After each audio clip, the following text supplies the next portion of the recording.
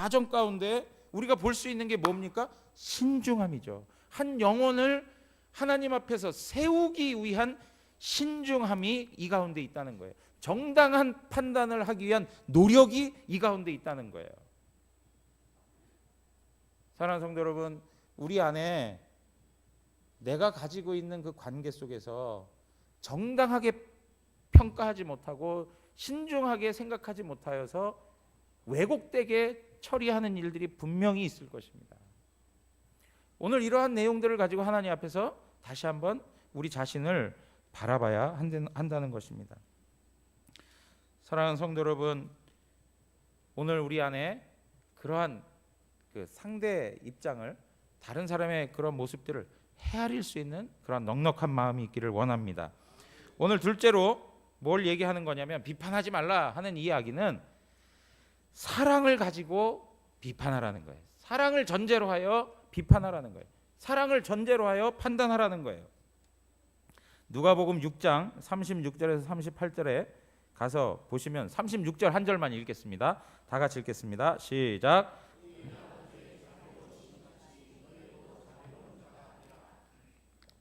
너희 아버지의 자비로우신 같이 너희도 자비로운 자가 되라 그랬어요.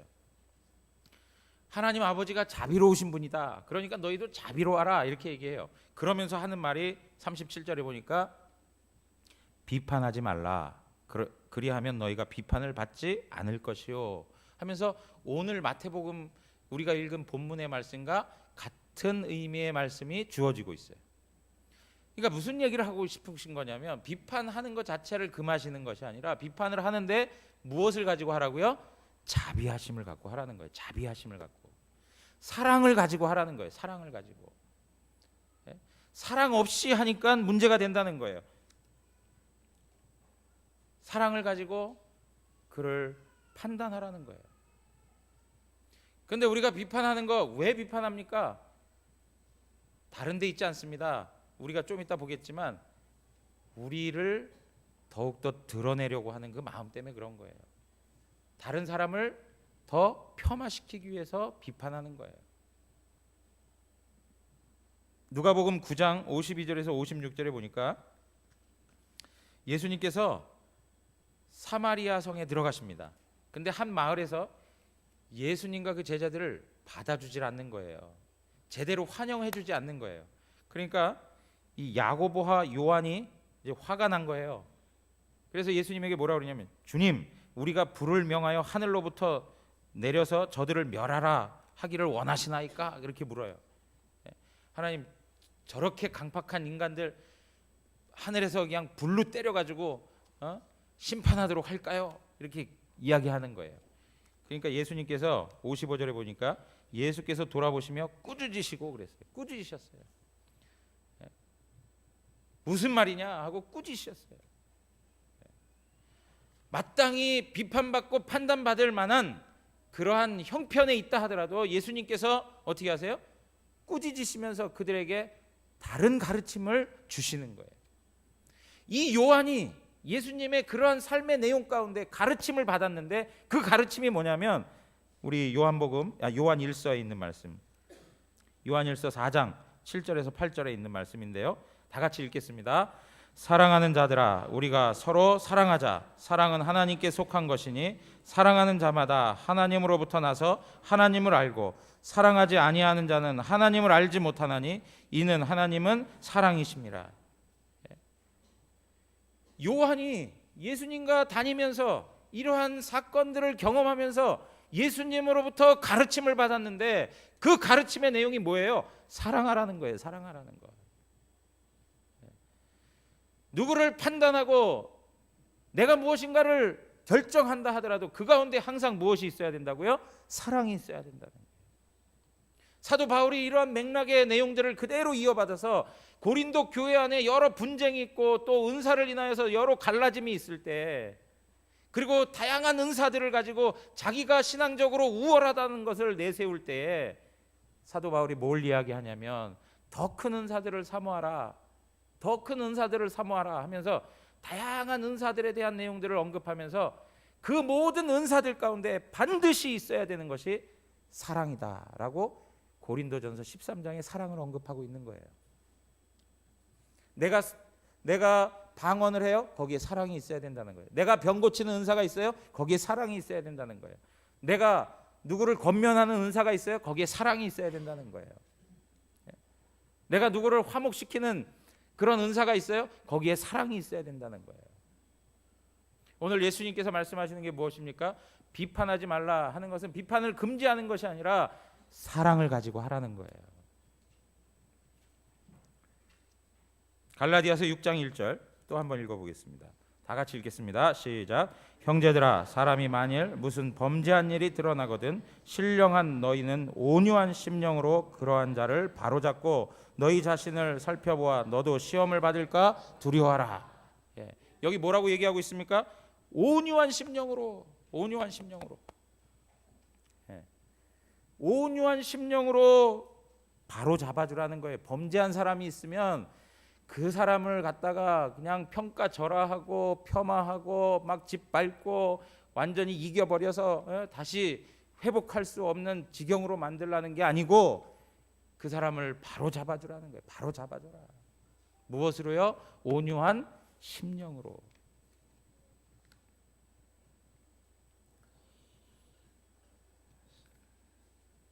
사람이 비판받는 거 좋은 사람이 있습니까? 목사님, 저는 비판받는 게 너무 행복해요. 이런 사람이 있어요? 비판받는 거 좋지 않아요. 저도 기분 나빠요.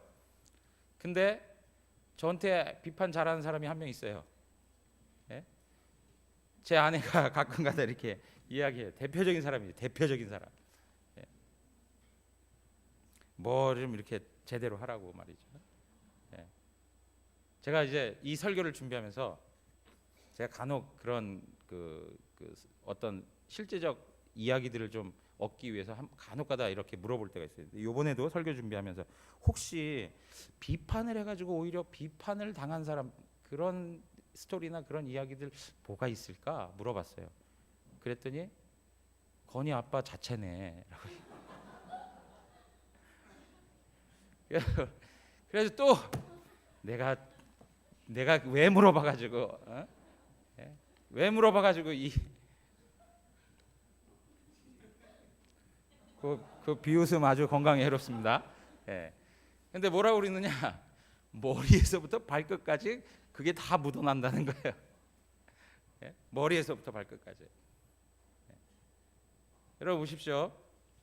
아내가 이야기해도 마음이 아파요. 기분 안 좋아요. 그런데 보세요. 제 아내가 저에게 얘기한다면 거기엔 사랑이 전제돼 있어요. 나를 위해서 얘기한 거지 달리 얘기한 건 아니에요. 이게 그 이야기를 듣고 또 생각해 보니까 틀린 말이 아니더라고요. 틀린 말이 아니더라고요. 기분 나빠요. 근데 나를 위해서 얘기해 준 거예요. 사랑하니까 얘기해 준 거예요. 그런데 여러분 보세요. 사랑하지도 않는데, 저와 제 아내 정도처럼 사랑하지도 않는데 비판을 한다. 얼마나 기분 나쁘겠어요. 그렇지 않겠어요? 정말 기분 나쁘지 않아요? 아니, 저 교회에서 이렇게 생활하다 보면 어떤 분들이 그런 말씀을 하세요. 교회가 이렇게 그냥 이렇게 상처를 주고 이렇게 아픔을 주고 서로 간에 이렇게 막 반목하고 뭐 이런 이야기들을 하세요. 그거 자체로 이제 마음이 실족이 됩니다. 뭐 이런 얘기를 하세요. 근데 여러분 보세요. 저하고 제 아내만 해도요. 정말 사랑한다고 해가지고 떨어져서는 못 산다고 해가지고 결혼해가지고 사는데도 서로 싸우고 다퉈요? 안 싸워요? 서로 싸우고 다투고 서로 등 돌리고, 어제 그 전사님이 그러셨나요?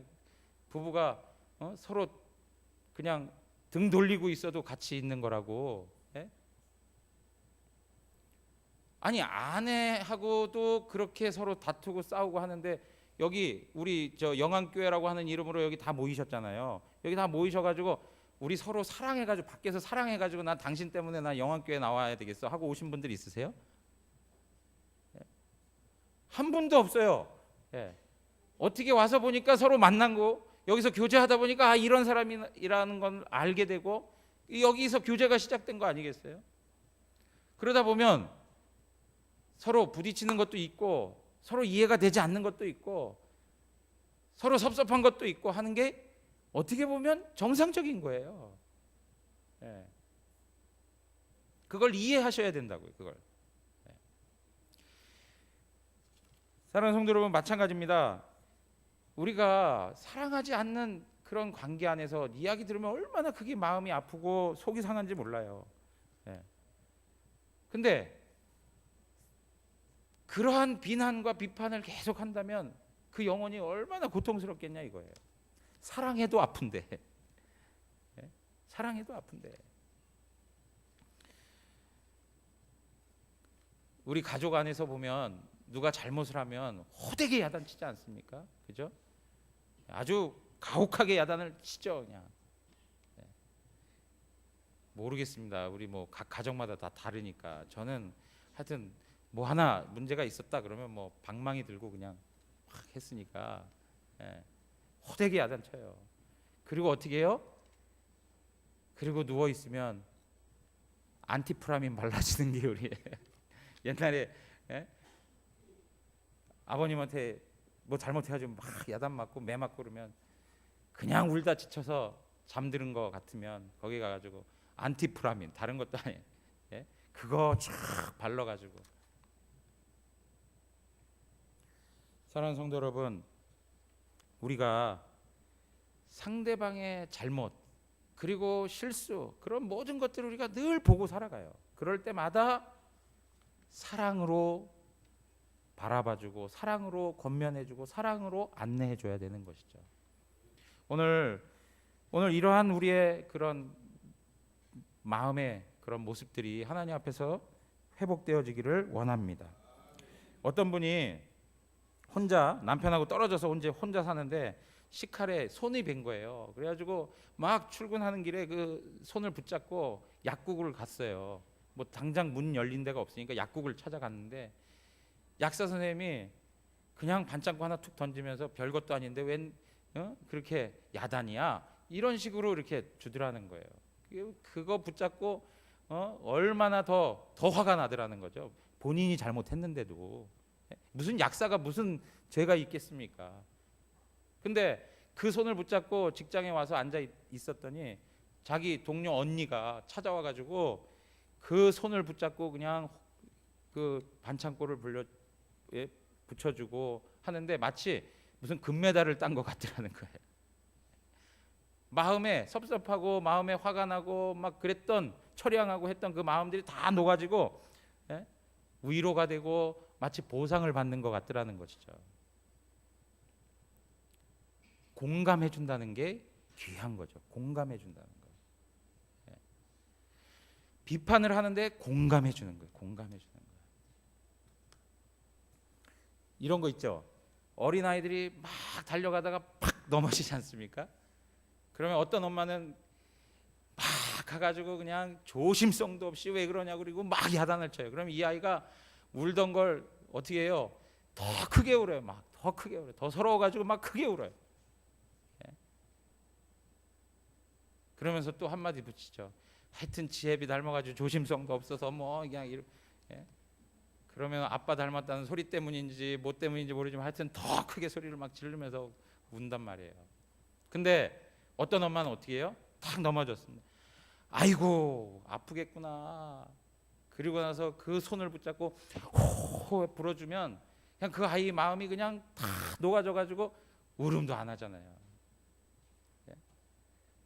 호 해주는 거, 그랬구나 그러면서 호 해주는 거,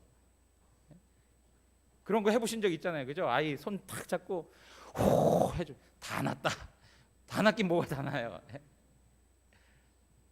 자, 옆에 계신 분들 한번 보세요. 옆에 계신 분들 보세요. 옆에 계시면 손 한번 잡아보세요. 잡고 호 한번 해주세요. 호. 예? 예?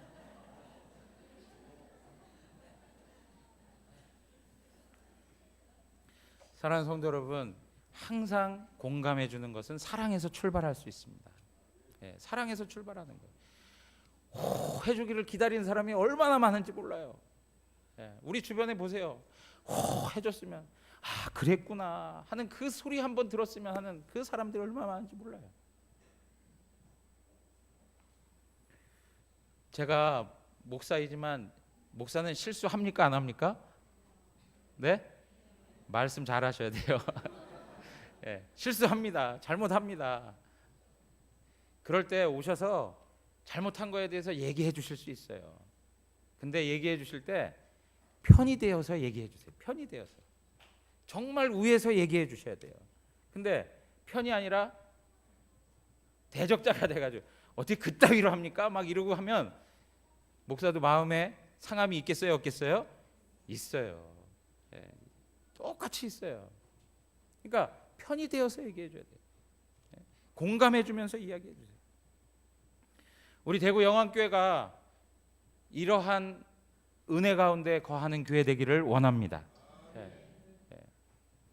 세 번째, 우리 주님께서 말씀하신 건 뭐냐면 비판이나 판단은 책임이 따른다는 거예요. 비판이나 판단은 항상 책임이 따른다는 거예요. 그래서 2절에 보니까 너희가 비판하는 그 비판으로 너희가 비판을 받을 것이요 너희가 헤아리는 그 헤아림으로 너희가 헤아림을 받을 것이라 그래요.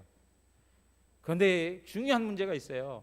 내가 비판하죠. 내가 헤아리죠. 그것으로 내가 헤아림을 받고 내가 비판을 받는데 누구한테 그 비판을 받고 헤아림을 받으냐면 상대방이 아니라 하나님께 받는다는 거예요.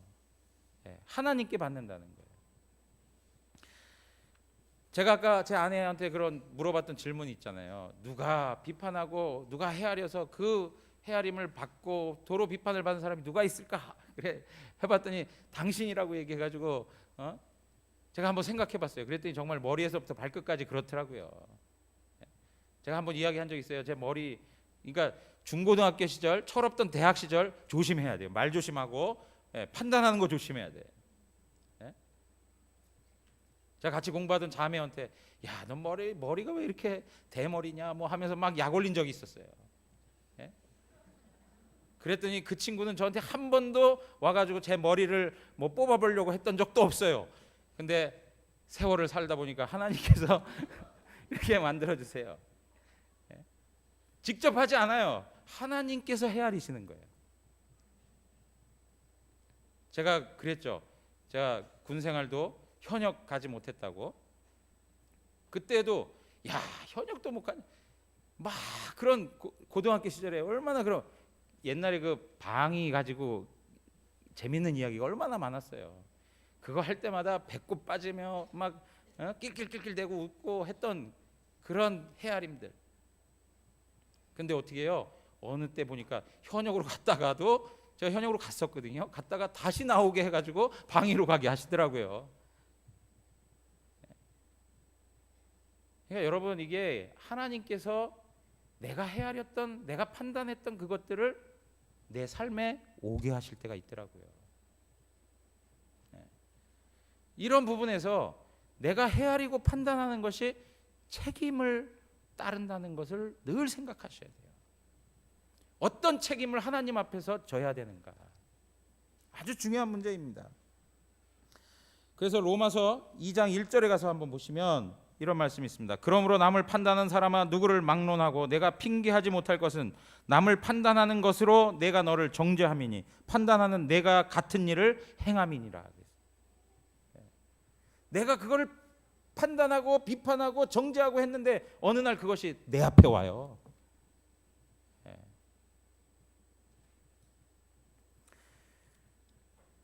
야고보서 3장 1절에도 보면 내 형제들아 너희는 성생된 우리가 더 큰 심판을 받은 줄 알고 선생이 많이 되지 말라 그렇게 얘기하고 있어요. 책임이 따른다는 이야기를 하고 있는 것입니다. 이 말씀 한 구절 읽겠습니다. 로마서 14장 10절에서 12절 우리 다 같이 한번 읽겠습니다. 14장 10절에서 12절 내가 어찌하여 내 형제를 비판하느냐 어찌하여 내 형제를 업신여기느냐 우리가 다 하나님의 심판대 앞에 서리라 기록되었으되 주께서 이르시되 내가 살았노니 모든 무릎이 내게 꿇을 것이요 모든 혀가 하나님께 자박하리라 하였느니라. 이러므로 우리 각 사람이 자기 일을 하나님께 직고하리라. 아멘. 하나님의 심판대 앞에 서게 돼요. 거기서 책임을 주님께서 물어요. 이 땅을 살아가면서도 그렇지만 하나님의 심판대 앞에 서서 책임을 묻게 되는 그러한 일들이 우리 앞에 나타나게 되는 것입니다. 사랑하는 성도 여러분, 우리가 왜 이렇게 판단하고 비판하는 것일까? 왜 우리가 이렇게 판단하며 비판하고 정죄하고 막 이렇게 사람들을 막 폄하하고 그렇게 하는 것일까? 오늘 보니까 3절에 어찌하여 형제의 눈 속에 있는 티는 보고 내 눈 속에 있는 들보를 깨닫지 못하느냐 그래요. 여러분, 티는 우리가 목재를 보면 톱밥이 생겨나지 않습니까? 그 톱밥도 작아요. 톱밥도 작은 거지만 그 톱밥에 아주 적은 얼룩을 이야기하는 거예요. 근데 여기 들보는 뭡니까? 들보는 그야말로 그냥 대들보예요. 큰 것이죠. 아주 큰 것이 우리의 눈 안에 있어요. 그렇기 때문에 제대로 보지를 못한다는 거예요. 자기 자신을 보지 못해요. 자기 자신이 어떤 존재인지를 깨닫지 못하는 거예요. 왜요? 들보가 있기 때문에 그래요. 들보가. 그래서 우리가 잘 아는 것처럼 뭐 똥 묻은 개가 겨 묻은 개를 나무란다 하는 식의 그런 삶을 살아가는 거예요. 내가 더 큰 죄인임에도 불구하고, 내가 더 큰 문제가 있음에도 불구하고 다른 사람의 티가 자꾸 보여요. 우리가 그런 일들을 종종 우리의 삶에서 봐요. 과간이 아니에요.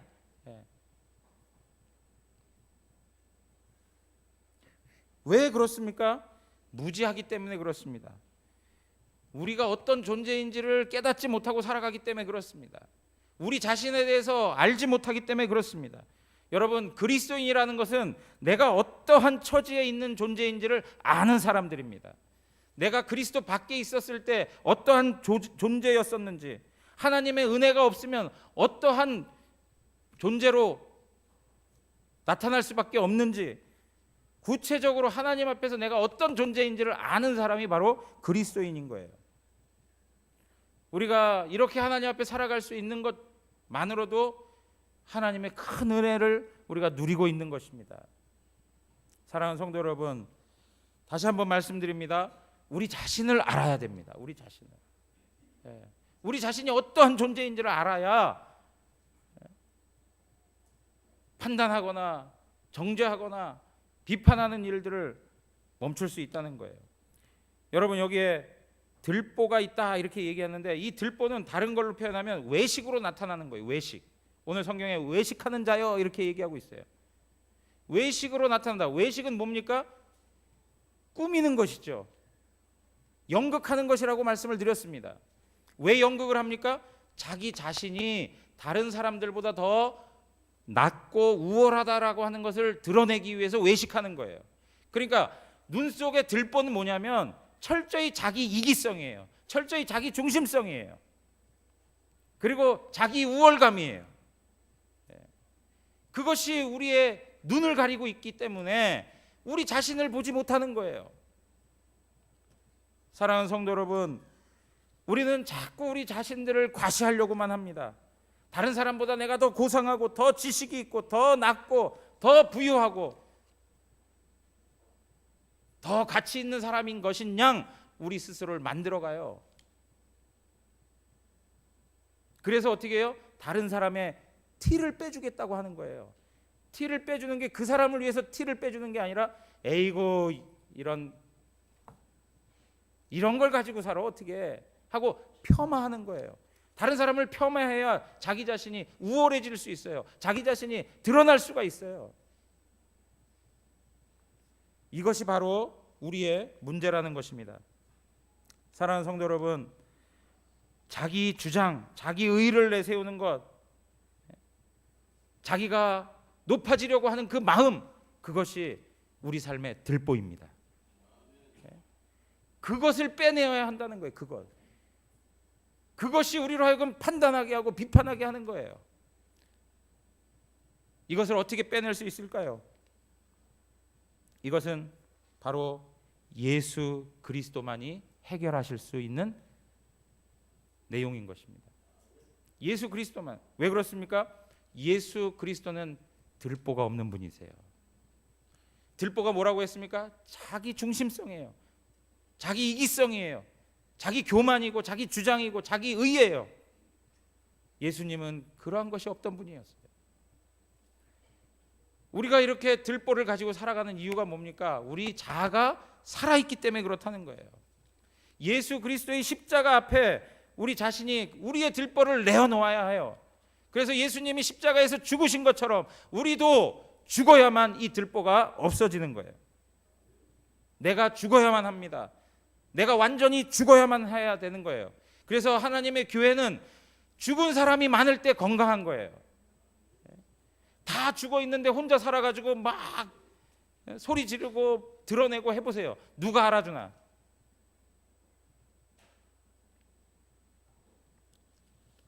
자기를 주장하고 자기 이익을 내세우고 자기 영광을 구했던 우리의 들보, 이러한 것들을 매일매일 예수 그리스도의 십자가 앞에 갖고 나와서 예수님이 십자가에 죽으신 것처럼 나도 십자가에 못 박혀야 되는 것입니다.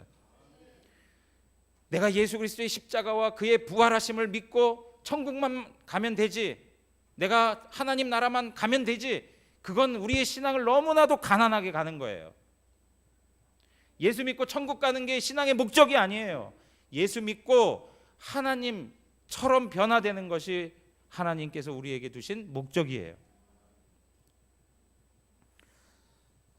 갈라디아서 6장 14절 한번 보겠습니다. 다 같이 읽겠습니다. 그러나 내게는 우리 주 예수 그리스도의 십자가 외에 결코 자랑할 것이 없으니 그리스도로 말미암아 세상이 나를 대하여 십자가에 못 박히고 내가 또한 세상을 대하여 그러하니라. 여러분, 우리 자아가 살아나면 우리를 드러내는 것밖에는 없습니다. 우리 교만밖에 나오는 것이 없어요. 우리의 영광을 구하는 것밖에 없어요. 우리가 우리의 자아를 예수 그리스도의 십자가 앞에 단단히 못 박을 때에 세상이, 죄악의 유혹이 아무리 우리 앞에 온들 거기에 반응할 수가 없는 것입니다. 사랑하는 성도 여러분, 성도가 성숙하다라고 하는 것은 오랜 세월 교회를 다니면서 쌓아온 지식을 가지고 설명하는 것이 아닙니다. 그리고 교회 생활이 어떻고 그 교회 생활의 이치를 잘 아는 것이 성도의 성숙함을 나타내는 것이 아닙니다. 다른 사람보다 더 우월하고 더 탁월하고 더 뛰어난 그러한 봉사와 섬김을 한다는 것이 아닙니다. 우리가 신자로서 성도로서 성숙하는 것은 바로 철저히 하나님 앞에서, 세상 앞에서 내가 죽는 것입니다. 내가 하나님 앞에 성숙한 성도로 세워져 간다라고 할 때 그것을 다른 것으로 증명하지 마시고 죽는 것으로 매일매일 하나님 앞에서 증명해 가야 될 것입니다. 사랑하는 성도 여러분, 기독교 신앙은, 우리 그 박영선 목사님이 그런 얘기 하셨어요. 기독교 신앙은 완전함이 아니라 자라남이라고 했습니다. 기독교 신앙은 완전한 데 있지 않습니다. 하나님 앞에서 자라가는 데 있습니다. 우리 각자 하나님의 성도들은 하나님께서 계획하신 대로 자라가고 있습니다. 그것을 응원해 주시고 그것을 격려해 주시고 함께 더불어 공감해 주는 우리 대구 영안교회 모든 성도님들 되시기를 주님의 이름으로 축원합니다. 우리 다 같이 일어나셔서 찬양하고 기도하겠습니다.